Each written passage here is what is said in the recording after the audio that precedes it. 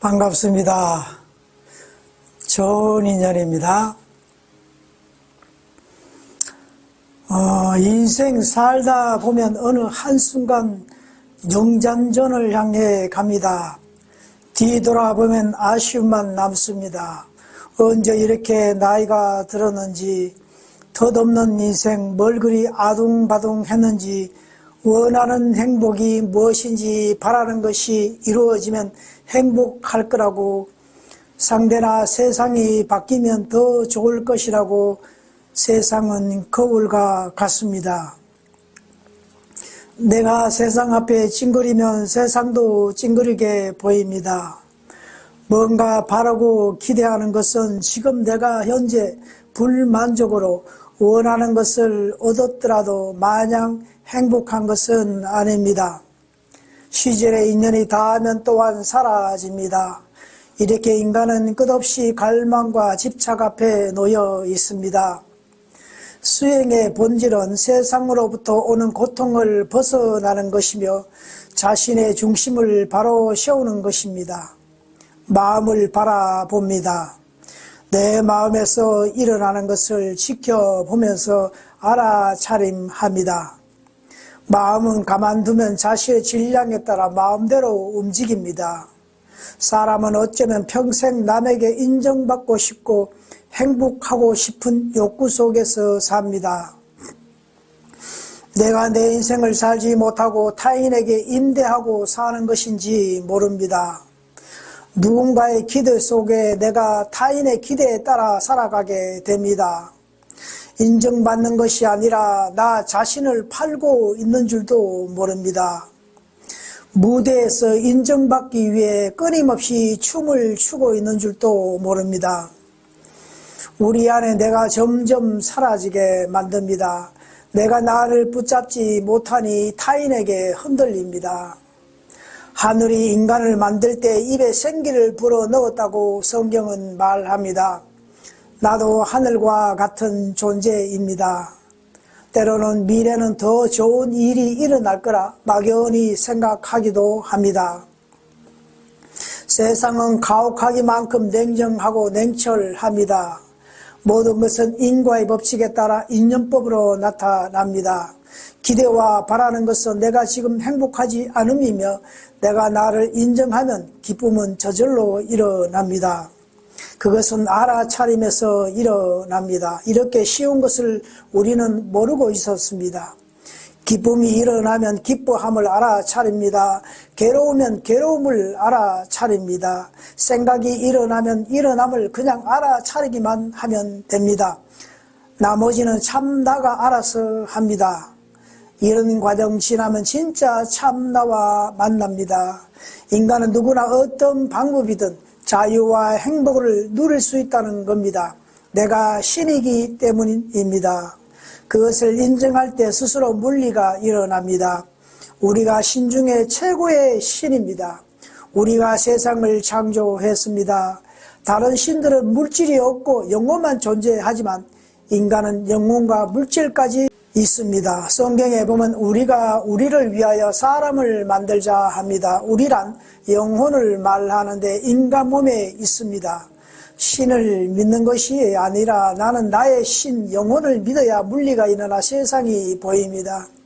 내가 종교나 상대에게 마음 가는 동안 내 인생은 결국 멀어지고 상대 인생이 되어버립니다. 내가 나를 외면하고 상대에게 찾으려 했습니다. 상처는 외부에서 오는 것 같지만 내 마음에서 일어납니다. 우리는 때로는 상대를 원망합니다. 나보다 상대가 더 중요했기 때문에 내 마음이 뺏기는 겁니다.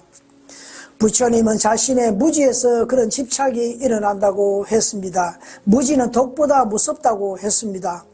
나보다 세상에 더 관심이었습니다. 우리는 착각합니다. 상대가 변해지길, 달라지길, 그것은 나를 갉아먹는 것입니다. 내가 변하면 상대도 변하고 사회가 변합니다. 얼마 전 대통령이 탄핵되자 어느 사람이 앞으로 어떻게 살고 합니다. 나도 모르게 대통령이 나의 우상이고 나의 인생길이 되어버렸습니다. 사람과 관계는 모두 거래로서 이루어지지만 나는 나에게 그 어떤 것도 요구하지 않습니다. 다만 알아주면 됩니다. 한국 불교의 큰 어르신 한 분인 이름이 기억나지 않습니다만 죽음이 임박하자 제자가 스님께 스승님 열반 드시면 혹 사리가 얼마나 나올 것 같습니까? 묻습니다. 큰 스님은 그것은 왜 묻느냐 하니까 혹 사리가 나오지 않으면 제자들이 실망할까 그렇습니다 하니까 큰 스님은 야 이 스불랄 놈마 내가 제자 때문에 사냐 하더랍니다. 수행자들도 때론 수행 과정에 죽음 이후의 집착으로 묶여질 때가 있습니다. 우리는 때로는 자신을 속이기도 하며 속고 있는 줄도 모릅니다. 성경은 겉사람과 속사람에 대하여 말합니다. 우리는 늘 겉사람으로 삽니다. 하나님도 부처님도 우리 마음에 있다고 했습니다. 그것이 참나입니다. 교회나 절에 있는 것이 아닙니다. 부처님은 그것을 미리 아시고 열반하시기 전에 유언으로 나를 상으로 만들거나 절하지 말고 섬기지 말라고 하셨습니다. 열반 드시고 500년간 잘 지켰습니다. 이후 사람들은 종교화하기 위해 부처님 상을 만들어 섬깁니다. 예수나 부처를 믿는 것이 아니라 그분의 삶을 본받는 것입니다. 내가 약하면 시간과 물질까지 바쳐가며 종교든 어떤 곳이든 희생을 치러야 합니다.